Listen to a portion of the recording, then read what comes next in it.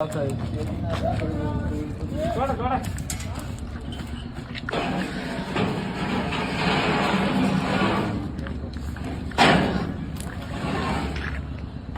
शिवराय. शिवजयंतीला जे आपले सगळे शिवभक्त येणार आहे महाराष्ट्रभरातून त्यांच्यासाठी अन्नदानासाठी एक छोटासा प्रयत्न आणि सगळेजण शिवजन्म एक छोटासा प्रयत्न करतोय. त्यासाठी थोडीशी धावपळ चालली. शिवभक्तांनी आले तर 19 फेब्रुवारीला सगळ्या शिवभक्तांचं आपल्या शिवजन्मभूमीमध्ये शिवभक्त अतुलदादा बेनके व योगेशदादा माकम मित्रपरिवार यांच्या वतीने व शिवऋण युवा प्रतिष्ठान यांच्या वतीने मी सहर्ष स्वागत करतो.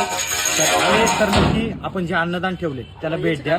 नंबर सांगतो 7709092527.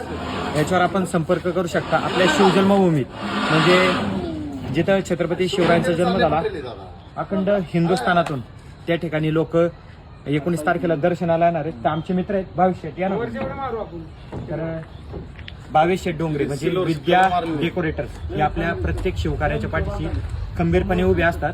आणि आज सुद्धा त्यांना सांगितलं का आपण शिवभक्तांना एक अन्नदानाचा कार्यक्रम करतोय आणि त्यासाठी आपल्याला छोटासा मंडप लागणार आहे.